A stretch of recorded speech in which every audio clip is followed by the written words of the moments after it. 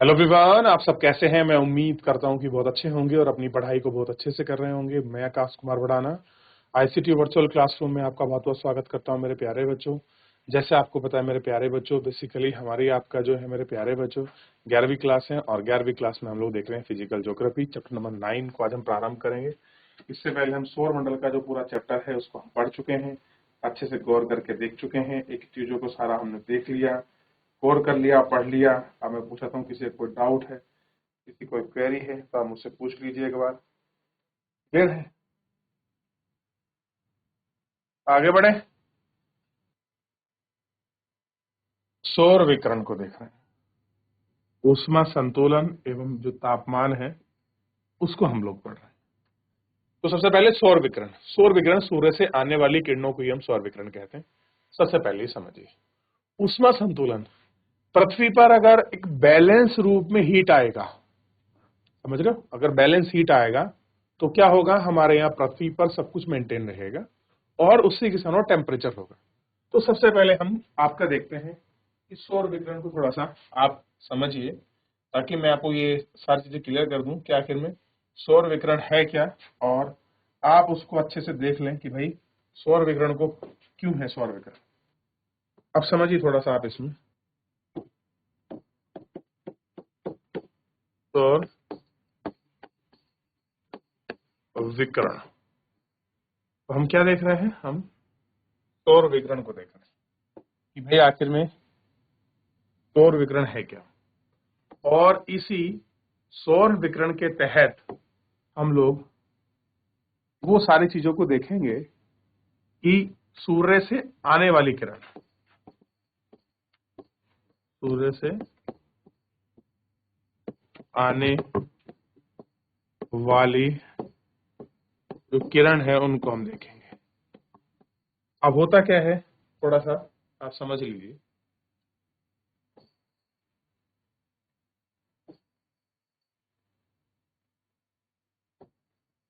ये हमारी अर्थ है, क्लियर है। अब ये हमारा सन है, सन से कुछ आपका सनरेज आ रही है, और ये जो सनरेज आ रही हैं ये ध्यान रखना ये कैसे हैं, लघु पार्थिव विकिरण के रूप में। कैसे हैं, लघु पार्थिव विकिरण के रूप में ये वेव्स क्या है हमारे यहाँ आ रही है। क्लियर है। और आपने देखा था यहाँ हमारे पास क्या है, एटमॉस्फेयर है। क्लियर है, एटमॉस्फेयर परत पेयर है। और यही हमारा जो है आप देखेंगे सम ताप मंडल में, मंडल में जो हमने पढ़ा था यहाँ क्या है आपका ओजोन परत है, ओजोन परत है। इससे नीचे ये जो है क्षोभ मंडल है, और इसी क्षोभ मंडल में क्या है, बादल है। और बादलों में क्या है, गैस है, धूल कण है और आदि पार्टिकल है। इतना आपको क्लियर हो गया होगा ना। ये इतनी आपको रिवीजन करनी थी, आपको अपना ध्यान रखना था चैप्टर को पढ़ते हुए। अब हम बेसिक फंडामेंटल के साथ चैप्टर को शुरू करेंगे। कोई इतना कठिन नहीं है, पहली बात आप लोग अपने दिमाग में बैठा लीजिए कि बिल्कुल भी कठिन नहीं है आपका चैप्टर, सरल है। बस थोड़ा सा मैकेनिज्म है और थोड़ा सा आपको ध्यान देकर इसको पढ़ना है, ताकि कॉन्सेप्चुअल हर चीजें क्लियरिटी हो जाए कि क्या कंसेप्ट है, कैसे हम आपके हीट बजट को मेंटेन करते हैं, कहां पर कितना रिफ्लेक्शन होता है, ये थोड़ा समझेंगे तो क्लियर हो जाएगा। आइए शुरू करते हैं हम लोग मिलकर। क्या आपने अपने चारों ओर वायु को महसूस करते हुए, करते हैं, कह रहे क्या अपने चारों तरफ आप वायु को महसूस करते हैं। क्या आप जानते हैं कि हम वायु के एक और भारी पुलिंदे हैं, तल के गहर में रहते हैं। वायु को हम सांस लेते हुए सांस के द्वारा सांस को बाहर निकालते हैं, परंतु महसूस तभी करते हैं जब हम गतिमान होते हैं। इस कारण तात्पर्य है कि गतिमान वायु ही पवन है। कह रहे जो चीज गतिमान है वही क्या है, पवन है। तो हवा का कॉन्सेप्ट आपको क्लियर है, लो प्रेशर हाई प्रेशर की वजह से ही क्या है ये सारी चीजें होती हैं। ठीक, लो प्रेशर हाई प्रेशर की वजह से ही हम इनको देखते हैं। पृथ्वी के चारों ओर पृथ्वी की घिरी हुई है। कह रहे हैं कि पृथ्वी क्या है, चारों ओर से क्या है, हमारे जो वायु है उससे घिरी हुई है। वायु का आवरण ही वायुमंडल में है, उसका जो आवरण है वो ही वायुमंडल में, जो बहुत सी गैसों से बना है। तो क्लियर हो गया, वायुमंडल किससे बना है, बहुत सारी गैसों का बना हुआ मंडल है वायु। ठीक, इन गैसों के कारण पृथ्वी पर जीवन पाया जाता है। पृथ्वी अपनी ऊर्जा का लगभग संपूर्ण भाग सूर्य से प्राप्त करती है। यानी कि हमारी अर्थ को जितनी भी हीट चाहिए वो कहां से पूरी करती है, सन से। यानी कि जितना भी सोर्स ऑफ एनर्जी है अर्थ के लिए, वो डिपेंडेंसी किसकी है, उसकी टोटल, तो क्लियर होना चाहिए, उसकी टोटल डिपेंडेंसी जो है वो किसके ऊपर है, तो ध्यान रखना, वो टोटल डिपेंडेंसी जो है हमारी अर्थ की सन के ऊपर है। इसके बदले पृथ्वी सूर्य से सूर्य ऊर्जा को अंतरिक्ष में वापस विकिरण करती है। अब जितना प्रकाश आता है उसको उतना वो वापस कर देती है। परिमाण स्वरूप पृथ्वी ना तो अधिक समय के लिए गर्म होती है और ना ही अधिक समय के लिए ठंडी, और पृथ्वी के अलग अलग भागों से प्राप्त ताप की मात्रा समान नहीं होती। कह रहे अलग अलग जगहों पर पृथ्वी का टेम्परेचर अलग अलग हो सकता है, इसी वजह से। ठीक, इनकी भिन्नता के कारण वायु के दबाव में भिन्नता होती है। इसी कारण पृथ्वी के द्वारा ताप का स्थानांतरण एक स्थान से दूसरे स्थान पर होता है। वायु के द्वारा ही क्या है, जो वायु के द्वारा क्या होता है, ताप यानी कि टेम्परेचर का स्थानांतरण एक स्थान से दूसरे स्थान पर होता है। इसमें वायुमंडल के गर्म और ठंडे होने की प्रक्रिया है। परिमाण स्वरूप पृथ्वी की सतह पर तापमान के वितरण को समझा गया है। होता क्या है, अब जो ताप हमारे यहाँ आ रहा है,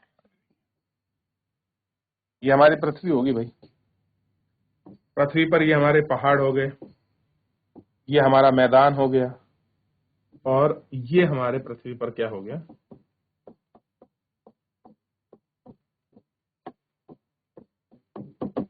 जल हो गया। सूर्य निकलता है, सूर्य की किरणें आती हैं, ये सूर्य की किरणें आ रही हैं,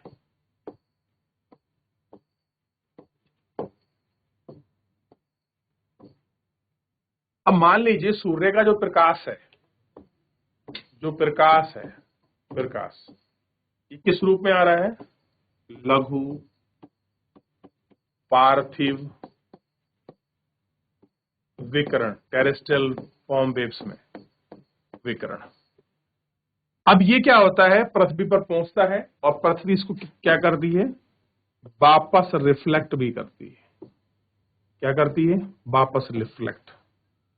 यहां जो कुछ बादल हैं, कुछ धूल के कण हैं, ये जो कुछ आपके पर्वत हैं जो आइस टॉप से आपके ढकी हुई हैं, ये क्या करते हैं, ये सब चीजें, बहुत सारा टेम्परेचर तो ऐसा है कि पृथ्वी के तापमान के आने से पहले ही, यानी कि कुछ ऐसी किरणें हैं जो आपके पृथ्वी पर पहुंचती ही नहीं है, उनको वायुमंडल में, अंतरिक्ष में ही क्या होता है, अंतरिक्ष में क्या होता है, जो किरणें हैं उनको वापस मोड़ देती, परावर्तन कर देती, यानी कि जो हमको उष्मा प्रकाश आ रहा है उसको वापस भेज देती। क्लियर है, सूर्य का प्रकाश आया, अर्थ गर्म हुई, अर्थ ने वापस वो प्रकाश भेज दिया। अब देखिए आया किस रूप में है, तो लघु पार्थिव विकिरण के रूप में जाएगा। कैसे, दीर्घ पार्थिव विकिरण के रूप में, विकिरण के रूप में, कैसा है, दीर्घ पार्थिव विकिरण के रूप में वो वापस जाएगा। क्लियर है, तो कुछ बादलों से वापस हो जाता है, कुछ जो है धूल के कण एटमॉस्फेयर में होते हैं उससे हो जाता है। क्लियर है, कुछ जो हमारी आइस टॉप हैं, जो हमारी बर्फ पड़ी होती हैं, उन बर्फ से टकराकर वापस हो जाता है। क्लियर हो गया, कुछ पहाड़ों से टकराकर, कुछ नदी जल से टकराकर, कुछ प्लेन में जो आपके संगमरमर वगैरह की चट्टान है उनसे भी वापस हो जाता है। मान लीजिए अगर 100 यूनिट आया है तो हम अंतरिक्ष में ही कोशिश करते हैं कि 65% यूनिट को हम वापस कर देते हैं वहां पृथ्वी पहुंचने से पहले। बचा 35% यूनिट, सॉरी ऐसे मान लीजिए इस 35 यूनिट में कुछ लोग जो बर्फ हैं, जल हैं, हिमटॉप्स हैं, ये वापस कर देते हैं। यानी कि पृथ्वी का सन का 100% सनलाइट जो उसमें वो पृथ्वी पर नहीं पड़ती, क्योंकि हम पहले उसको रिफ्लेक्ट करते हैं। सबसे पहले बताइए ये इतनी चीज आपको समझ आई कि नहीं आई, ताकि हम लोग मेन कॉन्सेप्ट की तरफ बढ़ सके। मैं पढ़ाने से पहले मैं आपको मुझे समझाने का प्रयास कर रहा हूं ताकि आप उसको समझें, ये कॉन्सेप्चुअल चीजें किस तरह से बनती हैं, वर्किंग प्रोसेस क्या है, कैसे ये आधा जो है बातों से वापस होते हैं रिफ्लेक्शन, ये हमको देखना है। हो गया? चलिए, सौर विकिरण। पृथ्वी के परस्पर प्राप्त होने वाली ऊर्जा को अधिकतम लघु अंश तरंग के रूप में आते हैं। तो जो मैं आपको पढ़ा रहा हूं भाई किस रूप में आती है, तो सौर टेरेस्ट्रियल वेव के रूप में, लघु तरंग दैर्घ्य। तो ये पृथ्वी पर ऐसे जो किरणें पहुंच रही हैं, मान लीजिए पृथ्वी है और ये जो किरणें आ रही हैं ये हैं लघु पार्थिव विकिरण या लघु तरंगी। सूर्य को प्राप्त होने वाली ऊर्जा को आगामी सौर विकिरण कहते हैं, या छोटे रूप में उसको सौरताप यानी कि आइसोलेशन कहते हैं। तो ये जो किरणें आ रही हैं इससे जो हमको ताप मिल रहा है, क्या मिल रहा है? ताप। यही जो ताप है यही कहा है इंसोलेशन है, इंसोलेशन है। कैसा है? इंसोलेशन से। ध्यान रहेगा, सूर्य की किरणें वायुमंडल के ऊपरी और तिरछी पड़ती हैं, जिसके कारण पृथ्वी पर सौर ऊर्जा बहुत कम अंश ही प्राप्त होता है। यानी कि इतनी सौर एनर्जी आती है, हम उसका कुछ पार्ट ही हमको मिलता है। पृथ्वी का औसत रूप में वायुमंडल के ऊपर में, वायुमंडल की ऊपरी सतह पर 1.94 किलोमीटर प्रति मिनट के हिसाब से ऊर्जा आती है। कितनी आती है? 1.94 कैलोरी प्रति वर्ग सेंटीमीटर प्रति मिनट हमको इतनी ऊर्जा प्राप्त होती है सूर्य की एक किरण से, विकिरण से जो हमको ऊर्जा मिल रही है। वायुमंडल की ऊपरी सतह पर प्राप्त होने वाली ऊर्जा प्रतिवर्ष थोड़ा सा परिवर्तन होता है। यह परिवर्तन पृथ्वी के और सूर्य के बीच की दूरी के अनुसार यह अंतर कारण है। चेंज होता रहेगा क्योंकि उनके डिस्टेंस के ऊपर डिपेंड करेगा। पास में होगी ज्यादा मिलेगा, दूर होगी कम मिलेगा। ऐसा मान लीजिए सूर्य के चारों ओर परिक्रमा करते के दौरान 4 जुलाई को सूर्य आपका सबसे दूर होता है। तो 4 जुलाई को जो सूर्य है वो सबसे दूर होता है, अर्थात 15 करोड़ 20 लाख किलोमीटर दूर। और पृथ्वी की इस स्थिति को अपसौर कहते हैं। दूर का मतलब अपसौर। उपसौर यानी कि 3 जनवरी को सूर्य पृथ्वी के सबसे निकट होता है और इस स्थिति को हम लोग अपसौर, पेरिहीलियन कहते हैं। तो अपहीलियन और पेरिहीलियन, अपहीलियन पृथ्वी से दूर यानी कि 4 जुलाई, पैराहीलियन यानी कि 3 जनवरी सूर्य के सबसे निकट को कहा जाता है। ये 14 करोड़ 70 लाख, ये पास भी इतना है। क्लियर है? तो हम क्या देख रहे हैं कि जो हमारा सन है अर्थ से वो दूर है, तो हम उसे क्या कह रहे हैं? अपसौर। अपसौर। और ये अपसौर की जो डेट है वो क्या है? ध्यान रखिए 4 जुलाई। ठीक है? और सन और जो अर्थ है इसके बीच की जो आपकी दूरी जब आपकी कम होती है, कैसी होती है? कम होती है। ये कब होती है? 3 जनवरी। और इस 3 जनवरी को हम कहते हैं उपसौर।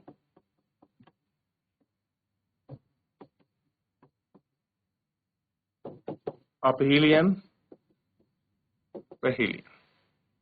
क्लियर है? ये कैसी है? दूर है। और ये स्थिति कैसी है? निकट की है। ध्यान रहेगा ये दूर और निकट की दोनों स्थिति अपहीलियन, पेरिहीलियन। क्लियर है? आगे बढ़ जाएं। 3 जनवरी को 4 जनवरी की तुलना में अपेक्षा सूर्यताप में विभिन्नता है। कह रहे 3 जनवरी और 4 जनवरी का जो टेम्परेचर उसमें डिफरेंट आता है। स्थल और समुद्र का वितरण वायुमंडल के परिसंचरण के द्वारा कम होता है। यही कारण है कि सूर्य तप विभिन्न पृथ्वी की सतह पर होने वाले प्रतिदिन के मौसम परिवर्तन पर अधिक प्रभाव नहीं पड़ता। कह रहे कि जो आप देखते हैं कुछ फैक्टर काम करते हैं, लैंड है, समुद्र है, उन्हीं के हिसाब से वायुमंडल का परिसंचरण होता है। यानी कि लैंड पर क्या होगा, टेम्परेचर ऊपर नीचे है, जल्दी गर्म हो जल्दी ठंडा होगा। जो हमारा ओशन है वो देर से ठंडा होता है, देर से गर्म होता है, उस प्रॉपर्टी पे काम करते हैं। तो हमको डिफरेंसेस मिलेगा और मौसम के प्रतिबंध पर इसका कोई खास जो इम्पैक्ट है वो हमारा पड़ता नहीं। अब हम बात करते हैं इसमें जो इम्पोर्टेंट चीज है वो हमको देखना है और उस इम्पोर्टेंट को हम समझ रहे हैं। सूर्य तप की सतह से विभिन्नताएं। सूर्य की तीव्रता को की मात्रा में प्रतिदिन हर मौसम और प्रतिवर्ष परिवर्तन होता है। सूर्य से होने वाली विभिन्नता के कारण ही पृथ्वी का अपने अक्ष पर घूमना और सूर्य की किरणों की नीति कोण, दिन की अवधि, वायुमंडल की पारदर्शिता और स्थल न्यास अंतिम दो कारक को प्रभावित करता है। अरे जो दो कारक हैं, जो दो फैक्टर हैं, ये सारी चीजों को इसमें प्रभावित करता है। यही सारी चीजें आपको इसमें दिखाई देती है। क्लियर है? तो एक बार थोड़ा सा देख लीजिए कि कब सूर्य पास होता है, कब नजदीक होता है, कौन कौन सी कंडीशन है। चलिए, हो गया। तथ्य, एक पॉइंट है, एक इंपॉर्टेंट चीज को ध्यान रखना है। पृथ्वी का अक्ष सूर्य के चारों ओर परिक्रमा करते हुए 66.5 कोण का बनाती है। यानी कि ये उसका रास्ता है अर्थ का, ये सन है। इस सन का जब वो चक्कर लगा रही है तो ध्यान रखिए जो पृथ्वी का झुकाव है वो कितना है, 66.5 डिग्री। तो ये जो झुकाव है, ये झुकाव भी क्या है, 66.5 है। कितना है पृथ्वी का। अब देखिए, या तो इस तरह घूमे, ठीक, और इस तरह कब घूमेगी, जब ऐसा होगा। फिर झुकाव कैसा हुआ, इस तरीके का हो सकता है, या झुकाव कैसा हो सकता है, इस तरीके का हो सकता है। तो पृथ्वी का झुकाव कितना है, 66.5 डिग्री का है। यानी कि जब वो सूर्य का चारों चक्कर लगा रही है, अब मान लीजिए ये आपका सीधा है, सीधा घूमेगा तो ऐसे घूम के आएगी, इस तरीके से घूमेगी। लेकिन अब ये कैसे झुकी है, ऐसे।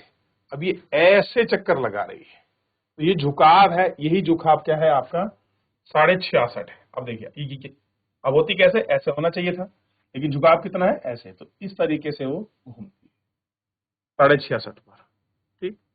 इसी 66.5 के अनुसार क्या है, चक्कर लगाती है। तो हम कहते हैं पृथ्वी का झुकाव कितना है, तो 66.5 है। किसके अनुसार, जब वो सन का क्या लगा रही है, सन की परिक्रमा कर रही है। क्या कर रही है, परिक्रमा। तब झुकाव कितना है, 66.5 हाफ है। ये झुकाव उस टाइम कितना है, 66.5 का हाफ का झुकाव। सूर्य तप की मात्रा को प्रभावित करने वाला दूसरा कारक सूर्य की नैतिक कोण है। किसी स्थान के अक्षांश पर निर्भर करता है कि जितना उच्च होगा, यानी कि जितना हाई होगा, 66, 67, 68, 70, 80, 100, जितना ऊपर होगा उतना ध्रुवों की ओर किरणें नीतिगत उतनी ही कम होंगी। यानी कि जितना झुकाव होगा उतना कम होगा। अगर ये कम रहेगा तो सूर्य ध्रुवों पर किरणें ज्यादा पहुंचेंगी। तो अक्षांश जितना ऊंचा होगा, नियत किरणें उतनी ध्रुवों पर कम होंगी। सूर्य ऐतवर्त, यानी कि ध्यान देने वाली बात यह है, सूर्य की किरणें तिरछी पड़ती हैं और तिरछे किरणों की अपेक्षा सीधे किरणें कम स्थानों पर पड़ती हैं। यानी कि तिरछी ज्यादा पड़ती हैं सूर्य की किरणें, सीधी तो कम स्थान पर ही पड़ेंगी। किरणों का अधिकतम क्षेत्र पड़ने के कारण इसमें ऊर्जा क्या होती है, अलग अलग संचित होती है। अब देखिए, जब ये घूम रहा है, अब ये जो झुकाव है, ये जो एंगल है, ये 90 है। अब ये झुकाव बना हुआ है, यही तो आपका 66.5 हो रहा है, ये 0 डिग्री है। इन दोनों के बीच का झुकाव है भाई, अगर 90 कैसा होता है, ये जो दोनों के बीच का है, ये 23.5 है। ऐसा है, ये 23.5, ठीक हो गया। ध्यान रहेगा, बड़े क्षेत्र पर प्रति इकाई को ऊर्जा कम हो मिलती है। इसके अतिरिक्त वायुमंडल में अधिक गहराई से गुजरना पड़ता है। अतः अवशोषण, प्रकीर्णन और विष्णु के द्वारा ही ये सब चीजें हमें आभास हो। सौर विकिरण वायुमंडल से होकर गुजरना पड़ता है। सौर मंडल है वो कहां से है? सौर विकिरण को इन सबसे गुजरना पड़ता है। सौर विकिरण को वायुमंडल से होकर गुजरना पड़ता है, बिल्कुल हमने पिछले चैप्टर में पढ़ा है। लघु धैर्य तरंगे वाली सौर विकिरण वायुमंडल में पारदर्शी होता है। पृथ्वी की सतह पर पहुंचने से पहले सूर्य की किरणें वायुमंडल में होकर गुजरती हैं। क्षोभ मंडल में मौजूदा जलवाष्प, ओजोन की अन्य किरणें हैं, जो किरणें आपका इंफ्रारेड रेडिएशन को अवशोषित कर लेती हैं। और क्षोभ मंडल छोटे कण इसमें दिखते हैं। कैसे होते हैं इनमें? आप आसमान में जाओगे तो छोटे कण जो है आपको दिखाई देंगे। इनको स्पेक्ट्रम कहते हैं। आप देखते हैं ना, जब हम लोग चलते हैं तो आप देख रहे हैं कि जब कोई प्रकाश किसी क्षेत्र से या किसी विंडो से कमरे के अंदर आ रहा होता है ना, तो आप उसके अंदर कुछ तंतु घूमते देखते हैं, तो वही स्पेक्ट्रम है। ऐसे ही नेटवर्क आते हैं। तो अंतरिक्ष और पृथ्वी की सतह की ओर विकिरण कर देती है। पृथ्वी आकाश में रंग के लिए उत्तरदायी है। इसी उदय और अस्त होने के कारण सूर्य का रंग जो है लाल दिखाई देता है। तो किसके कारण? विकिरण के कारण ही हमको, आप देखेंगे आकाश में जो रंग दिखते हैं वो किसके कारण दिखते हैं? विकिरण के। यानी कि पृथ्वी से जो हमको कण दिखाई देते हैं, स्पेक्ट्रम कहते हैं, जो पृथ्वी सूर्य के बीच पहुंचते हैं, वो विकिरण है। उसी विकिरण से हमको रंग दिखता है। सूर्य की जो आपकी लालिमा हमको फटती हुई दिखती है, वो विकिरण के कारण ही हमको दिखती है। क्लियर है? आकाश का रंग नीला दिखाई देता है। वायुमंडल में प्रकाश आपका प्रकीर्णन के द्वारा ही संभव होता है। तो वायुमंडल प्रकाश किसके माध्यम से है? प्रकीर्णन के माध्यम से। और जो रंग है वो किसके माध्यम से है? विकिरण के माध्यम से है। तो विकिरण और प्रकीर्णन में अंतर होना चाहिए। क्लियर है? ध्यान रहेगा। छोटे कण क्या हो गए? स्पेक्ट्रम हो गए। विकिरण और आपका प्रकीर्णन आपको क्लियर होना चाहिए। यहाँ तक कंसेप्ट में कोई प्रॉब्लम है? पूछिए एक बार, कोई डाउट रह रहा है? आगे बढ़े। चलिए, तो इतना काफी कुछ हम लोग इसमें देख लिया, पढ़ लिया। अब देख थोड़ा आगे बढ़ जाता है।